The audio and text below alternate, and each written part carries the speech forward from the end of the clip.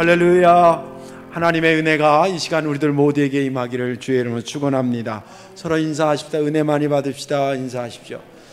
영상으로 예배하는 성도님들도 은혜 많이 받으시기 바랍니다. 할렐루야. 감사합니다. 말씀의 제목 한번 따라하시다. 순종이 믿음을 키웁니다. 아멘. 믿음 되길 바랍니다. 제가 우리 성덕교회 2013년 10월 달에 왔고요. 그리고 이듬해인 2014년도 4월에 이제 목사님이 은퇴하시고 제가 담임 목사가 됐습니다. 그럭저럭 한 7년 전, 7, 8년 전 일로 생각이 됩니다. 많은 사람들이 저를 아는 분들이 대성덕교회의 담임 목사가 됐다고, 그 역사가 유구하고 건강한 교회 담임 목사가 됐다고 많은 사람들이 박수를 크게 많이 쳐줬습니다.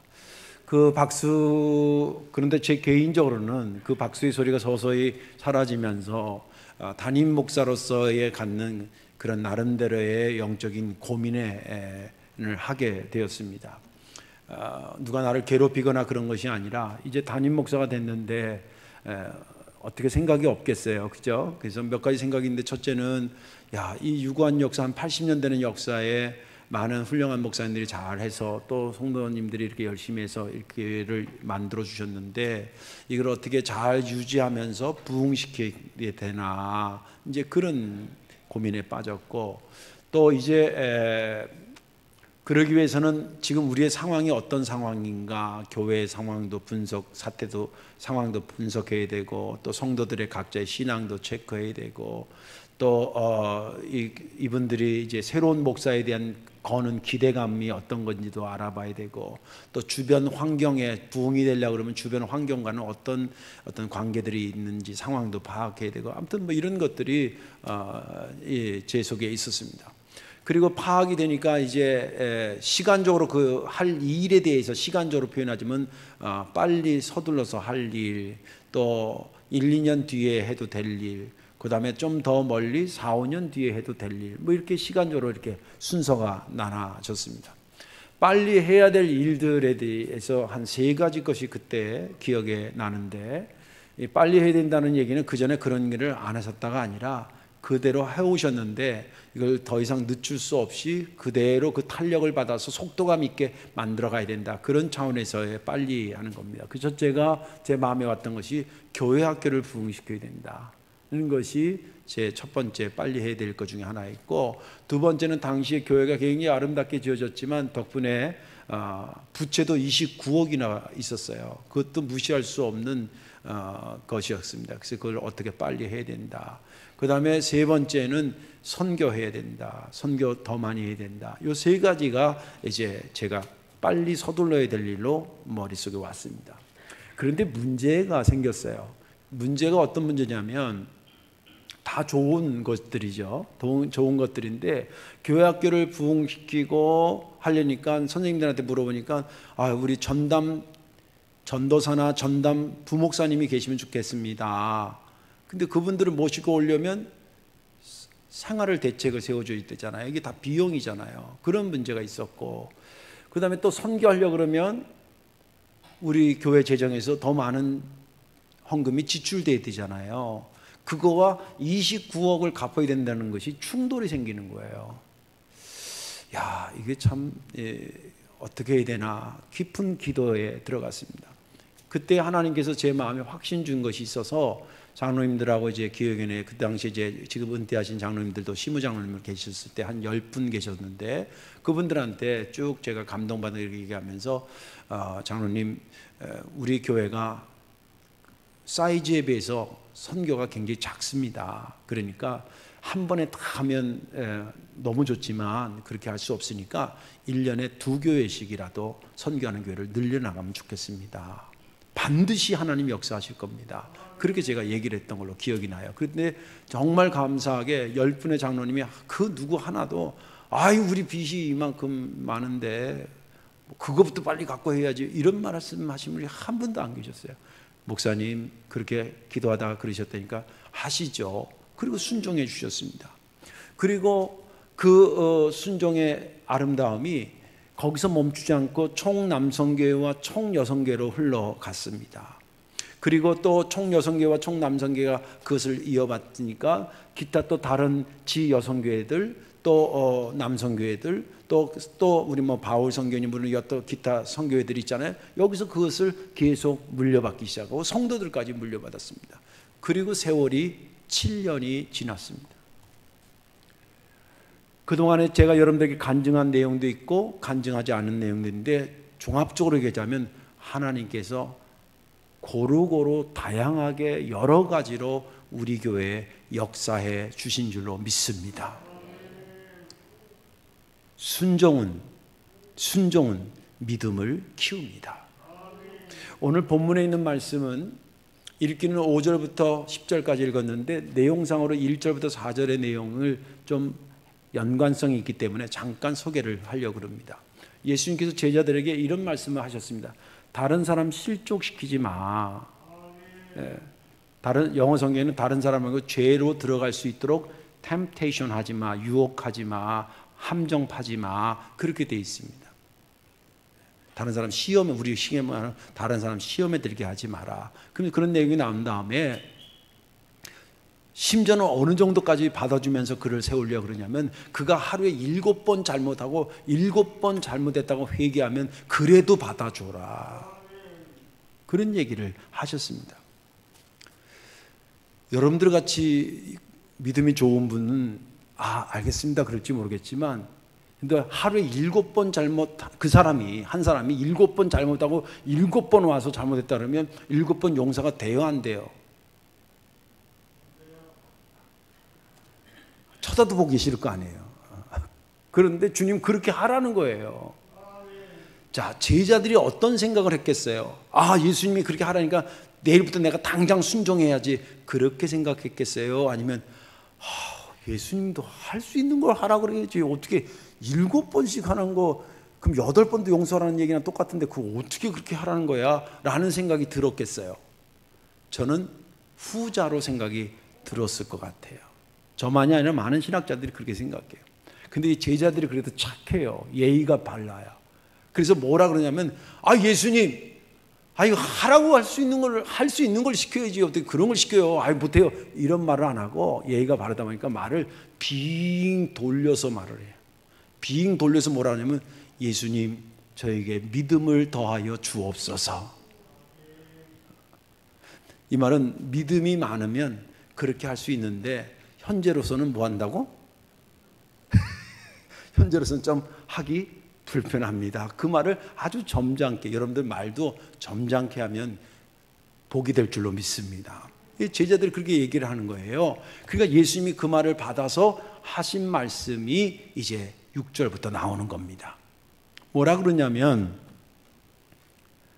너희들에게 겨자씨 하나만한 믿음이 있었더라면 과거 완료형으로 얘기해. 다시 말해서 지금 네가 없다라는 것보다는 그 전에 벌써 네가 믿음이 상태가 겨자씨 하나만한 믿음도 없었다는 거예요. 그것이 만약에 있었으면 뽕나무를 들어서 바다에 심겨지라 그래도 뽕나무가 응답하고 심겨졌을 거예요. 물론 이건 과장법이지만 니들의 내가 쭉 보니까 겨자씨만한 믿음도 없구나. 니네들이 믿음 좀 키워주세요. 믿음을 성장시켜주세요 한 말이 진짜 맞는 말이다. 그런 얘기예요 말하자면. 그러면서 주님께서 이제 내가 지금부터 너희들에게 믿음이 어떻게 하면 성장하고 성숙되는지 커지는지에 대해서 가르쳐 줄게. 그러면서 한 비유를 말씀하셨어요. 어떤 비유냐면 한 집의 종인데 지금 우리나라 지금의 상황으로 보는 이해가 안 되지만 옛날 사극을 본다고 이해하시면 돼요. 양반집 밑에 그 집에 조그만 하인이 있는 그런 걸로 연상하면서 사극을 듣는다 생각하고 들어보세요. 한 집에 종이 있는데 종한테 나가서 밭에 가서 혹은 양을 치라고 이렇게 했다는 거예요. 이 사람이 하루 일하고 이제 저녁에 나름대로 지쳐가지고 힘들어서 집에 들어왔는데 자기도 저녁 먹어야 되는데 주인이 야 가서 저녁 먹어라 그러겠냐는 거예요. 야 어이구 오늘하고 수고했어. 빨리 저녁 차리라. 나 저녁 먹어야 돼. 그리고 내 먹을 때 너 어디 가지 말고 옆에서 있다가 내가 물 가져오라면 물 가져오고 뭐 좀 가져오라면 더 가져오라면 반찬 가져오라면 가져오라고 할지 모르니까 옆에 서 기다리라는 거예요. 그 다 먹고 그리고 나서 이제 너 가서 먹어라. 그 종이 그렇게 한다고 해서 주인이 아유 수고했어 고마워 감사해 그러겠냐는 거예요. 그런 것처럼 너희들도 내가 하라고 한 것을 그대로 다 행한 다음에 주님 저는 참 부족한 죄인입니다. 종에 불과하지요. 이거요 당연히 한 것뿐입니다 라고 하라는 거예요. 그러면 너의 믿음이 커질 거라는 거예요. 저는 지난 주간에 이 본문을 읽으면서 10절이 은혜가 됐습니다. 10절에 이렇게 말씀이 기록되어 있어요. 이와 같이 너희도 명령받은 것을 다 행한 후에 이르기를 우리는 무익한 종이라 우리가 하여야 할 일을 한 것뿐이라 할지니라.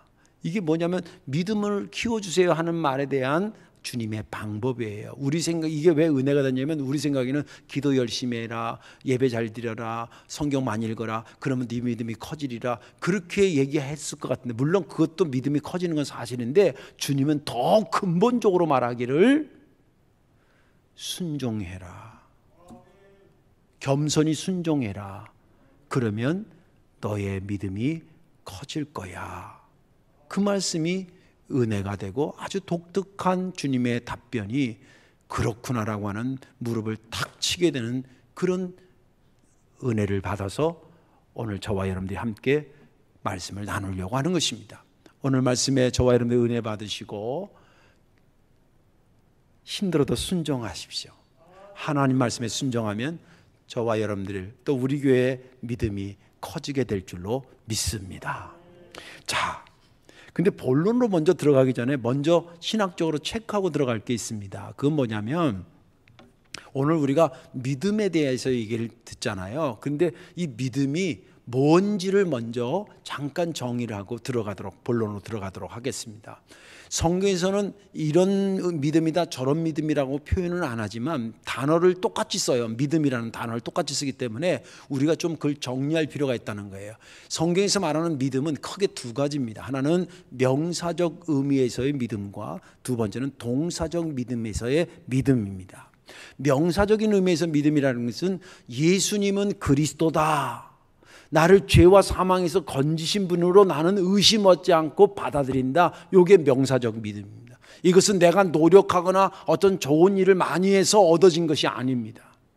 주님의 선물로 주어진 것입니다.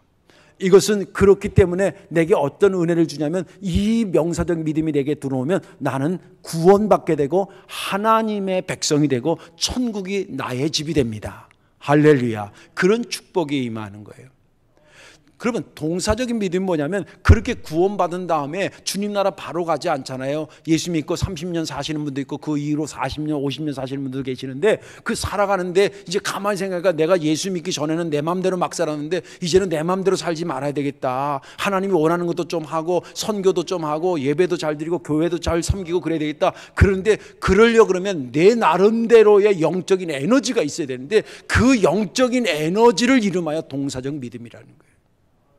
이것은 어떤 축복이냐면 명사적인 믿음이 구원에 이르고 천국에 가는 거라고 한다면 이 동사적인 믿음은 하나님의 일을 많이 해서 심은 대로 거두는 이 땅에서의 축복을 받는 것이 동사적인 믿음에 해당이 되는 것입니다. 근데 중요한 것은 뭐냐면 오늘 본문은 명사적인 믿음을 말하는 것이 아니라 동사적인 믿음을 말하고 있다라고 하는 것을 감을 잡고 본론을 들어가야 된다는 거예요. 이해가 되시죠? 믿음을 더해 주세요 그랬을 때 동사적인 믿음을 더해 달라고 하는 거고 명사적인 믿음은 그 명사적인 믿음은 있다 없다로 갈라져요. 그러니까 믿으면 믿는 거고 안 믿으면 안 믿는 거예요. 이해가 되시죠? 이건 조금 더 있어지고 명사적으로 더 많아지고 이런 의미는 여기에 해당이 안 돼. 대신 동사적인 믿음은 지금보다 더 커질 수 있고 더 부흥될 수 있고 더 성숙돼지는 양적인 것으로 그렇게 표현할 수가 있는 게 동사적인 믿음입니다. 오늘 본문은 명사적인 것이 아니라 동사적인 믿음을 말하고 있다는 것을 감잡고 말씀에 들어갑니다. 자, 이제 본론으로 들어가십니다. 어떻게 순종이 믿음을 키울 수 있는 것일까? 왜 순종하면 믿음이 커진다고 그러냐는 거예요. 그 첫째는 뭐냐면 순종하면 주님의 마음을 볼 수 있기 때문입니다. 순종하면 뭐예요? 주님의 마음을 볼 수 있기 때문입니다. 오늘 읽지는 않았습니다만 1절에서 4절이 그런 거라 그랬잖아요. 1절이 뭐냐면 예수께서 제자들에게 이르시되 실족하게 하는 것이 없을 수는 없으나 그렇게 하는 자에게는 화로다. 또 4절에 만일 하루에 7번이라도 내게 죄를 짓고 7번 내게 돌아와 내가 회개하노라 하거든 너는 용서하라 하시더라. 첫째는 1절을 요약하면 남 실족시킬 수 없다. 실족시키지 마라. 절대 실족시키지 마라. 두 번째는 그 사람이 7번 잘못했다 그래도 회개하면 받아줘라. 그 내용이잖아요. 자, 주님께서 이 말씀을 하셨을 때 생각 없이 이 말을 했겠어요? 어떤 생각을 가지고 하셨겠어요? 생각이 있으니까 하신 거예요. 자, 그렇다고 한다면 이 말을 들은 제자들은 주님의 그 생각을 알아야 될까요? 몰라도 될까요? 알아야 되는 거예요. 그러면 이제 문제는 어떻게 해야 그분의 말씀을, 그분의 마음을 아냐는 거예요. 성경은 그것을 생각해서 아는 게 아니라 하라는 대로 하다 보면 그분의 마음을 알게 된다는 거예요. 믿음 되시기 바랍니다. 오늘 설교 조금 이렇게 한 번, 두 번 꺾어서 들어야 되니까 잘 들으시면 큰 은혜가 될 줄 믿습니다. 순종하면 하나 주님의 마음을 알게 되고 볼 수 있게 된다는 거예요. 주님께서 그렇게 말씀하신 거예요. 왜 그런지 한번 생각해 보십시다. 예수님께서 목요일날 잡히시고 금요일날 십자가에 달려 죽으셔요. 목요일날 잡히실 때 다락방에서 뭘 하냐면 제자들의 발을 씻어주시고 성찬하시고 그리고 설교를 했는데 그 설교 중에 뭐냐면 내가 너희들에게 버리고 가는 게 아니다. 내가 너희들에게 성령을 보내줄게. 그렇게 약속을 해요. 그리고 부활하신 다음에 제자들에게 나타나셔서 뭐라 그러냐면 내가 너희들에게 성령 보내준다 그랬잖아. 그 성령 예루살렘에 가서 기도하면서 기다려. 그러면 내가 성령을 보내줄게. 그 얘기를 해요. 근데 사실 제자들이 하고 이제 믿는 사람들이 한 120명이 갔는데 이 사람들은 그 당시만 하더라도 이게 성령이 임하는 게 왜 중요한지 뭐 이런 거 사실 몰라요. 어떻게 보면 인간적으로 3년 동안 자기를 가르쳐주고 그리고 그분이 죽었다 부활하신 거 보니까 이분이 대단하신구나. 이분이 하나니까 일단 해보자. 그래서 한 거예요. 우리 교도 예를 들면 새신자가 오면 제가 설명하잖아요. 다른 거 다 뭐 주일날 꼭 예배에 참석하셔야 돼요. 그럼 그분들이요 목사님이 그렇게 꼭 얘기해서 간곡하게 얘기했기 때문에 온 거지 예배 드리면 뭐 성령이 임하고 마음에 은혜가 쏟아지고 이거 하나도 몰라요. 솔직히 말해서. 근데 그냥 목사님이 하라니까 그렇게 순종하는 거예요. 제자들도 그랬다는 거예요. 그리고 그들이 와가지고 이제 모여서 열흘 동안 기도하는 중에 성령이 임하기 시작했습니다. 성령이 임하니까 뭐 방언받다 이런 것도 중요하지만 성령이 임하니까 예수님이 왜 이 땅에 오셔야 되는지, 예수님이 이 땅에 오셔서 왜 십자가 지고 부활하셔야 되는지, 왜 성령을 보내주신다고 그러는지, 그 이후에 내가 어떻게 해야 되는지 이런 것들이 마치 꽃쟁이에 쭈르륵 깨지는 것처럼 쭈르륵 깨지면서 뭐가 보이냐면 예수님이 그렇게 하신 마음이 보이기 시작했어요. 그래서 주님이 그러라 그랬구나. 믿음이 커진다는 게 무엇일까요? 물론 다양한 표현으로도 표현할 수 있겠지만 오늘 본문은 뭐냐면 너희가 안 보이던 그동안 안 보이던 내 마음이 보이면 예수님 이야기 그동안 보이지 않던 내 마음이 보이면서 내 마음을 예를 들자면 숫자로 말하면 예수님의 마음이 100인데 맨 처음에는 하나도 안 보였어 예수님의 마음이. 근데 하라고 그래서 했더니 아이고 조금 보이는 거예요. 한 30이 보이는 거예요. 또 하라는 거 했더니 한 50이 보이는 거예요. 하라고 했더니 나중에 주님의 마음이 다 보이는 거예요. 다 보이는 것만큼이 나의 믿음이라 이 말이에요.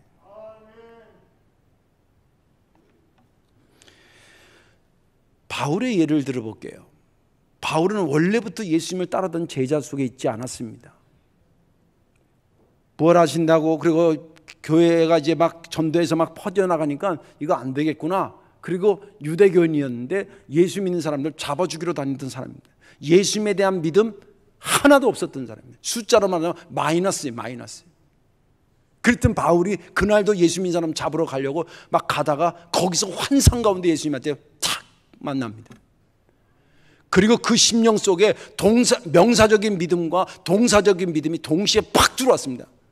그렇게 가짜고 사기꾼이고 무슨 부활하는 얼어 죽으려면 거짓말 치고 있다고 그랬던 예수가 만났으니까 명사적으로 만난 거죠. 그리고 그분이 예수님이 말씀하시기를 내가 너를 이방인의 선자로 삼았다. 그러니까 사방에 다니면서 복음을 증거하라. 자, 가라! 이렇게 명령하십니다. 바울이 명사적 명과 동사적 믿음이 동시에 들어오면서 그 말에 일단 그럼 순종하자 그러고 세계 곳곳에 복음을 증거하게 되고 여러 교회들이 세워졌는데 그 여러 교회 중에 그들의 신앙을 하기 위해서 바울이 계속 편지를 보냅니다. 그 중에 하나를 소개해 드릴게요. 빌립보 교회에 바울이 보낸 편지 빌립보 1장 8절에 이렇게 기록되어 있습니다.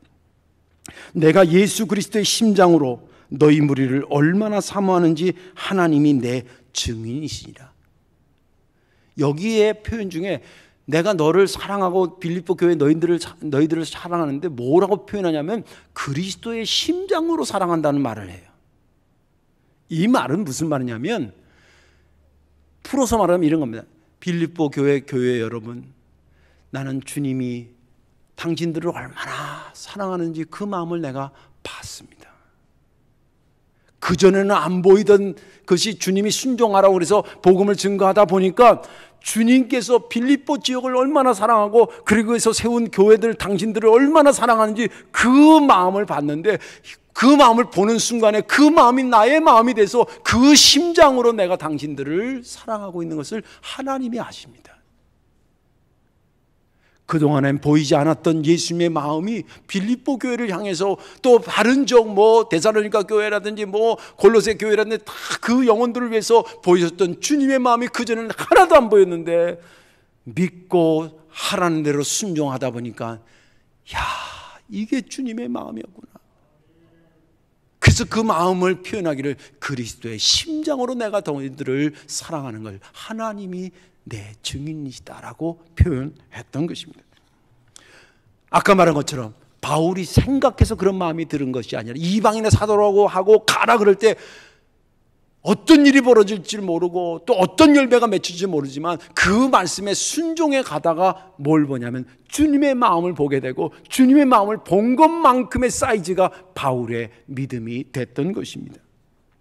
믿음이 성장했다는 말을 여러 가지로 표현할 수가 있습니다. 아까 말한 것처럼 예배를 잘 드리게 됐다, 기도를 더 많이 하게 됐다, 성경을 더 많이 읽게 됐다, 하나님의 일을 더 많이 하겠다. 그것도 다 믿음이 성장했다는 말의 표현입니다. 그런데 그것만 믿음이 성장했다는 표현이 아니라는 거예요. 오늘 본문은 오히려 더 깊이 들어가서 그동안 몰랐던 주님의 마음을 주여 이제야 내가 알았나이다. 주님의 마음을 본 것만큼 그것이 내 믿음이 된다는 것입니다. 그래서 친정 엄마가 그러잖아요. 딸한테 어휴 저녀는 아직도 내 마음 모르고요. 너 시집가서 애 낳아서 키워봐라 너. 그러면 그러다가 이제 세월이 지나서 진짜 시집가서 애 낳고 딱 보니까 전화가 왔어요. 훌쩍훌쩍거리면서. 이거 실화예요. 제가 들었던 이야기. 엄마 이제서 엄마 마음을 좀 아는 것 같아. 진짜 효도는 거기서부터 효도가 되는 거예요. 어머니의 마음을 알 때에 어머니에 대한 생각이 확고히 자린 것처럼 우리의 믿음이 성장하는 거 열심히 행위적으로 잘하는 것도 중요하지만 더 중요한 것은 예수님의 마음을 아는 거예요. 근데 그것이 생각해서 아는 게 아니라는 거예요. 주님이 하라 그럴 때 이해가 안 되고 그러더라도 일단 그렇게 순종하고 따를 때에 비로소 주님의 마음이 이런 거구나. 주님의 말씀을 이렇게 전해 너희가 나를 따라오려거든 그 말을 이렇게 해석할 수 있어요. 너희가 나를 정말 이해하고 싶으면 너의 십자가를 지고 내가 행하라는 것을 네가 실제 해라. 그리고 나를 따라. 그러면 너희가 나를 진짜 내 마음을 알게 될 거야. 순종해서 주님의 마음을 많이 보시고 그 많이 볼 수 있고 보는 범위만큼이 나의 믿음의 성장임을 믿으시기 바랍니다. 두 번째로 마지막은 어떻게 순종이 믿음을 키울 수 있냐면 순종하면 하나님 앞에 선 내 자신을 볼 수 있기 때문입니다. 순종하면 하나님 앞에 선 내 자신을 발견할 수 있기 때문이라는 거예요. 오늘 10절에 보니까 이런 말씀이 있잖아요. 이와 같이 너희도 명령받은 것을 다 행한 후에 이르기를 우리는 무익한 종이라 우리가 하여야 할 일을 한 것뿐이라 할지니라. 이 10절은 아까도 말한 것처럼 예수님의 제자들이 어떻게 하면 제 믿음이 커질 수 있습니까? 라고 할 때 주님이 가르쳐 주신 방법이에요. 내용이 세 가지를 요약하면 일단 순종해라. 두 번째는 순종한 다음에 네가 나한테 어떤 존재라고 하는지를 깨달아라. 그리고 네가 한 일이 억지로 한 것이 아니라 마땅히 할 일이라고 고백해라. 이러면 너의 믿음이 커진다는 거예요. 그런데 이것을 얘기하면서 대전제가 있습니다. 대전제가 뭐냐면 오늘 본문에 내게 하라고 명령한 것을 다 행한 후 그랬어요. 다 행한 후라는 게 뭐예요? 순종한 후라는 거예요. 순종한 후라는 것은 크게 의미가 두 가지인데, 하나는 일단 순종부터 해라, 그런 의미가 있고, 두 번째는 순종해야 네가 누군지를 알게 되고 네가 하는 일이 무엇인 일이고 앞으로 할 일이 무엇인지를 알게 된다는 거예요. 좀 어려운 말이지만 믿음 되시기를 주의 이름으로 축원합니다. 왜 순종해야 하나님 앞에서 내 자신을 알 수 있고 내가 할 일에 대해서 알게 되냐면 이런 겁니다. 하나님의 일을 하다 보면요, 내가 하나님의 자녀라고 하는 걸 알게 돼요. 하나님 앞에 내가 어떤 존재라는 것, 또 선한 일하고 생명 살리는 일을 하다 보니까 주님이 얼마나 저들을 살리려고 그러는지, 거기에 내가 쓰임받고 있구나라고 하는 것을 깨닫게 돼요. 내가 천국을 전하면서 내가 하나님의 천국 시민이 됐구나라고 하는 것을, 하나님이 일하면서 하나님이 내가 이렇게 하면 하나님 기뻐하시겠지, 이런 것을 깨달아요. 예를 들어 볼게요.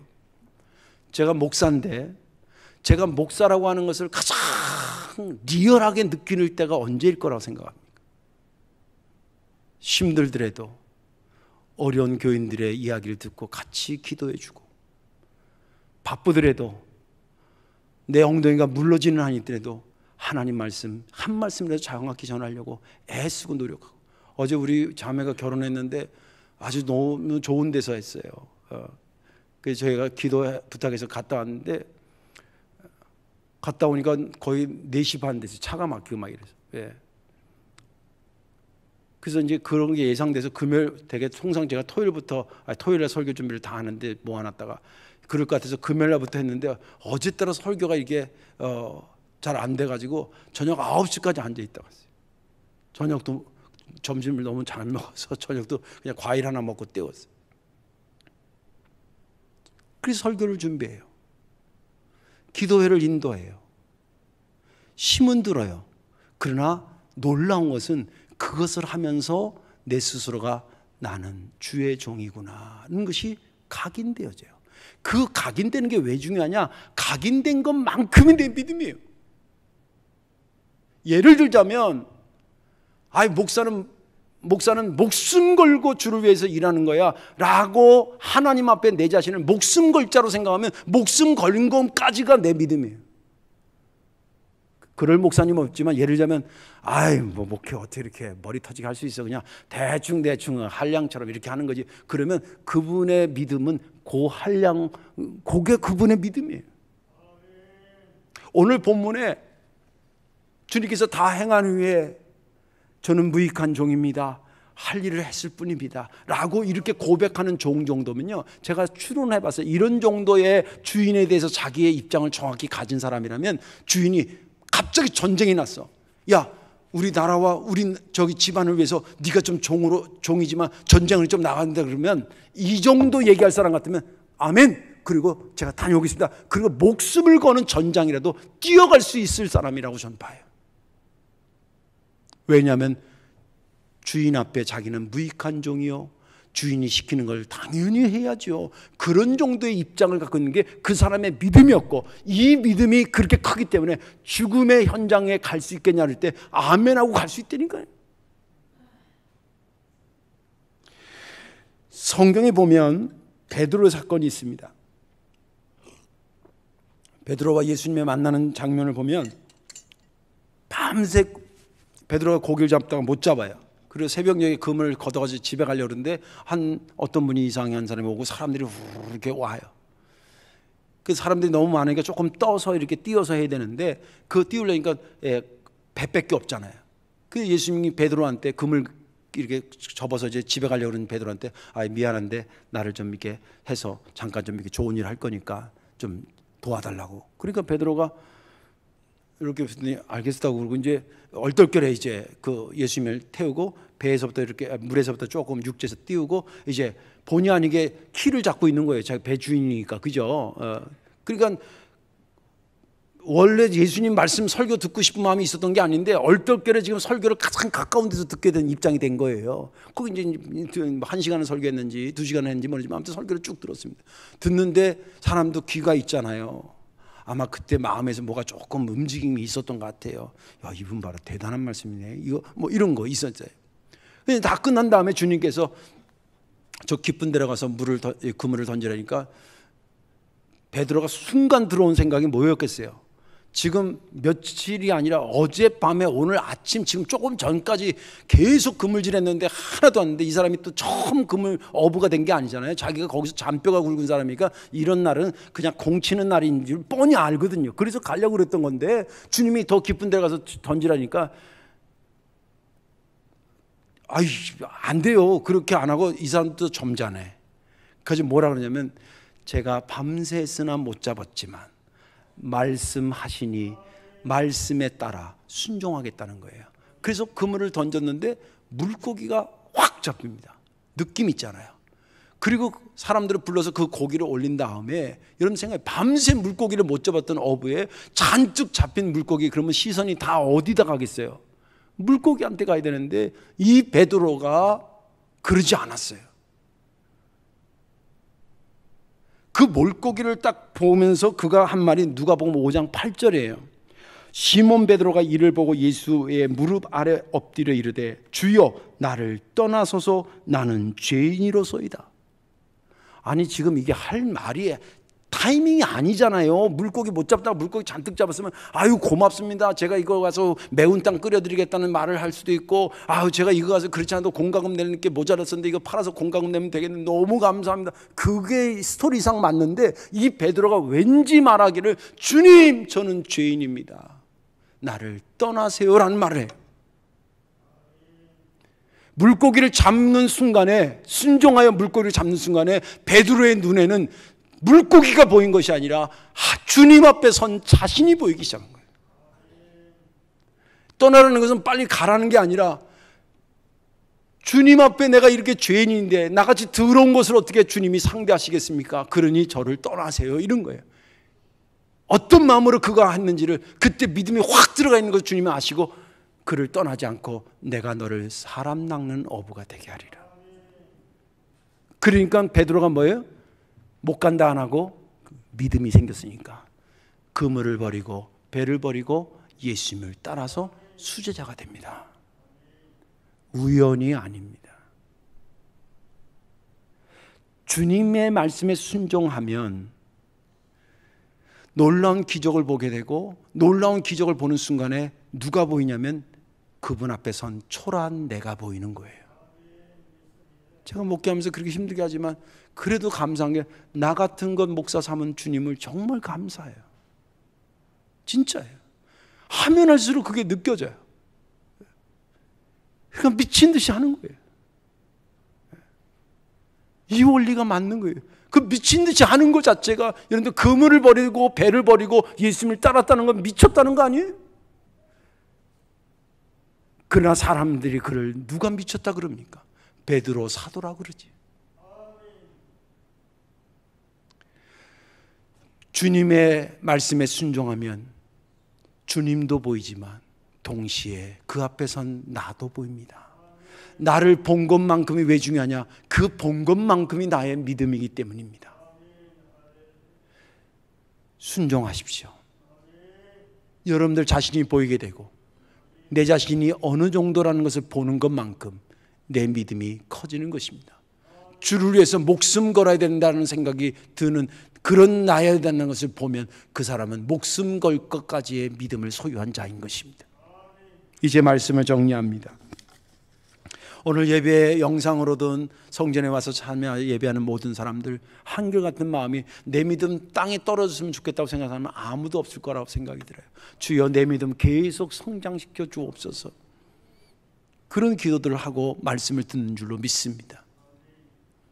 그런데 문제는 어떻게 해야 믿음이 성장하는 자를 모르는 경우들이 왕왕 있다는 사실입니다. 왜 그럴까 가만히 고민하니까 이런 거예요.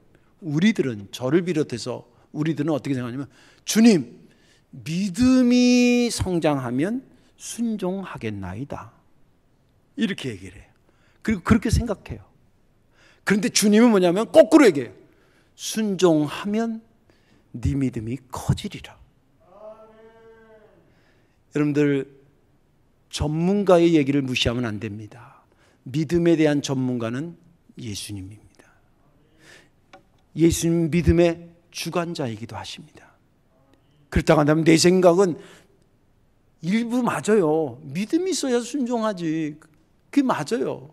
그런데 주님이 그거보다는 순종해봐, 그런 믿음이 생겨 라는 말씀하셨다면 전문가의 얘기를 들어야 되는 거예요.